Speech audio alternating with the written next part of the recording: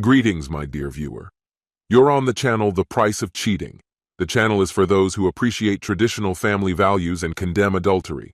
So be sure to subscribe to the channel. Let's get started. After many years of working in a carpentry workshop without a mask, I developed a mild but constant runny nose. Now, I keep a box of tissues in every room of our house. My wife, Victoria, doesn't mind the tissue boxes in private areas like our bedroom or the family room. However, she absolutely hates seeing them in places where we entertain guests. Just yesterday, I was sitting in the living room, checking emails on my laptop and enjoying the faint winter sun when Victoria walked in with a serious expression. "Anthony, that's me, Anthony Brown, 50 years old, owner of Brown Carpentry." "Yes, dear," I responded, fully aware of the unspoken rule of our 20-year marriage. The key to harmony is always ending a sentence with, "Yes, dear." It's a mantra that has kept the peace between us for years. "We need to talk," she said, in a tone that signaled a conversation I wasn't looking forward to. "Here we go." Suppressing a sigh, I braced myself, already feeling the tension rising. "What now?" I muttered under my breath, looking away. I knew this feeling all too well, like I was always just one step away from annoying her. "When and where?" I asked, predicting her response. "Right here and now," she snapped, pointing at a used tissue on the coffee table. "Look at that." I looked at her in confusion. "What's the problem?" "Don't leave tissues on the table. It'll leave a mark, and you know what moisture does to wood." Her tone stung, as if she were lecturing a child. "I work with wood every day. I don't need her reminding me what moisture does to it." Without saying a word, I headed to the workshop behind the garage. Grabbing a piece of wood, I threw it against the workbench with all my might. It shattered into two pieces, flying in opposite directions. I exhaled. It felt good. On impulse, I sketched out a design for a new coffee table. It resembled the one we currently had, but I decided to make its top from a more durable material, like plexiglass. I made a list of materials I needed and headed to the store. Working with my hands always helps clear my mind, but still, what was that all about?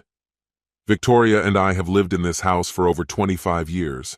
I inherited it from my grandfather, and over the years, we expanded it, even enlarging the bedrooms for our children.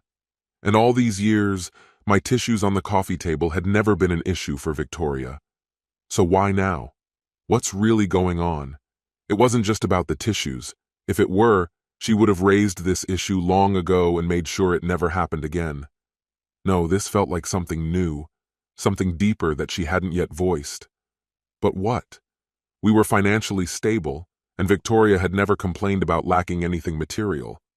Our relationship was fine too, at least from my perspective. We were still as close as ever, and neither of us had ever felt neglected. We rarely argued, except for the occasional minor disagreement, and we always enjoyed spending time together and with friends. So what had changed? What was bothering her that I couldn't figure out? As I wandered the aisles of the store, picking out wood and hardware for the new table, my mind kept circling back to the situation. After loading everything into the truck, I noticed an electronics store across the street. It was still early, so I decided to go in and browse the gadgets. I walked out with a set of wireless recorders, baby monitors, and cameras. A plan was starting to form in my head. When I got home, I immediately began setting up the equipment on my old laptop. I hid a recorder in the console of Victoria's car while she was in the kitchen preparing dinner. Then, I installed a camera and baby monitor in our shared office and bedroom, hoping to catch any candid moments that might shed light on what was really going on. Dinner was quiet, until Victoria broke the silence with a deep sigh. "What's bothering you, Anthony?" Wrong question, wrong time. "You," I replied, putting my fork down. Her expression changed and she dropped her fork in surprise. "What do you mean?" she asked, clearly puzzled. "You know exactly what I mean," I said, leaning slightly toward her. "Like how you got so worked up over a tissue this morning." Her eyes widened, clearly not expecting me to bring that up. "I didn't. Let me finish talking.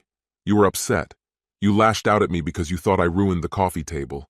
For over 10 years I've been using coasters on that table. Not once did you complain. And now suddenly it's a big problem." But I know it's not about the coasters.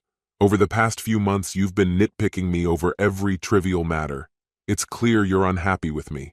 I don't think I've changed, but suddenly it seems I'm no longer enough for you.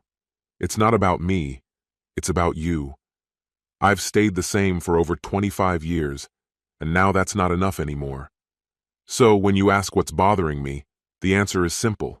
It's you. Victoria's fork slipped from her hand. Silent tears ran down her cheeks.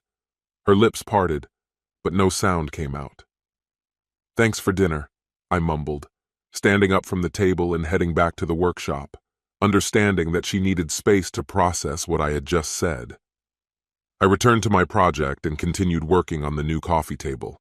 About 30 minutes later, her voice came through the intercom, tense and detached. "I'm going shopping." No apology, no attempt to discuss further. "All right," I answered indifferently. No usual words of love. When I heard her car drive away, I went into the kitchen and resumed tinkering with the electronic equipment I had been working on. Once I finished, I took out my phone and opened the location tracking app we used. She wasn't at the store, as she had said. Instead, she was in an upscale residential area, far from any shopping centers. Curious. I got into my truck and drove past the house where she was. My worst suspicions were confirmed. This address belonged to Frank Ebert, her high school sweetheart and the vice president of her department. Now I had a face to go with the name. We had been to Frank and his wife Linda's house several times for work functions, so I knew them both well, especially Linda, with her arrogant demeanor. I wondered if Linda was home now. Probably not. Parking a few houses down, I got to work on my phone. Within a few minutes, and for a small fee, I had Linda's number. I called her. As expected, the call went straight to voicemail. Like most people, she probably doesn't answer unknown numbers. I left a message. "Linda, this is Anthony Brown. I need to talk to you urgently. Please call me back as soon as possible. You have my number." 3 minutes later, my phone rang. It was Linda.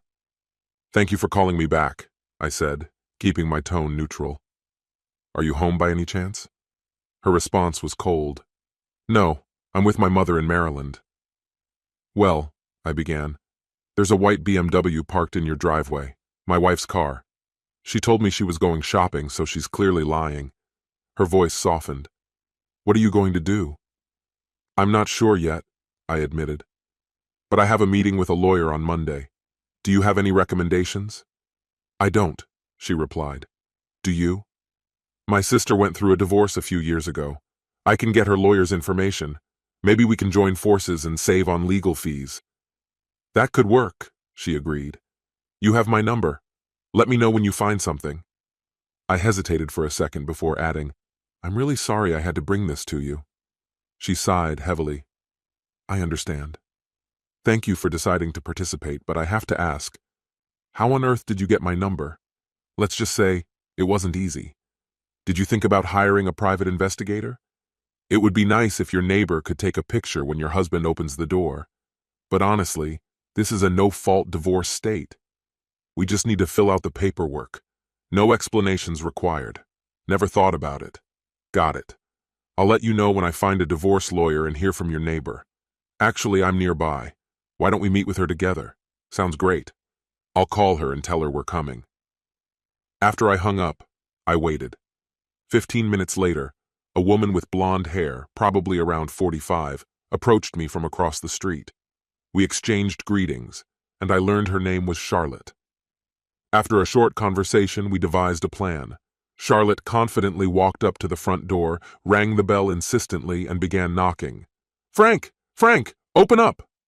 I backed away toward my car, and after what seemed like forever, about 5 minutes, he finally opened the door, sweaty and confused, wearing a robe. "What do you want?" he snapped irritably. "There's been an emergency. Victoria needs to call her husband immediately." His expression shifted to shock. His face went pale. "What do you mean? Who died?" he mumbled, clearly trying to avoid the situation. "Enough with the games, Frank. This is serious. Whose car is parked in the driveway? It's hers, isn't it? Stop pretending and bring her out." At that moment, my phone vibrated in my hand. It was Victoria, listening from a distance. I answered, and she got straight to the point without any small talk. What's going on? Who died? It's not who, but what? Our marriage. What are you talking about? I was at the store, she protested. The store? Is that what you're calling being naked at Frank's house now? I'm standing right here behind your car and I can see everything. Oh, stop it, she snapped. He invited me over to talk about something. I just dropped by on my way to the store. The lies kept pouring out, and any chance of saving the relationship evaporated at that moment. Fine, I said. If that's the truth, come out right now. I kept the call active, waiting. As expected, nothing happened. 30 seconds passed, and I continued. See? You can't, because you're not even dressed. I may have my flaws, but I'm no fool. Don't come home tonight. I've already changed the locks and disconnected the garage remote from your car. And when Linda gets back tomorrow, Frank will probably have to leave too. So once you're ready, you and Frank can figure out where to spend the night. Whatever you do, don't come back here tonight, I warned. While she was gathering her things, I decided to slash 3 of her tires. I was halfway through the 4th when she finally came out, muttering something to Frank. I stood up, looked at both of them, and without saying a word, crossed the street and left. By the time she got to the house, I was already outside, packing all her things into garbage bags and lining them up along the garage. I waited by the front door, arms crossed. Anthony, please let me in, she pleaded. Why? All your stuff is right there. Load it into that fancy SUV you wanted so badly and leave. You can leave the groceries if you want, but don't make yourself too comfortable. This isn't your place anymore. It's mine, she insisted. No, it's not. My name is on the deed now.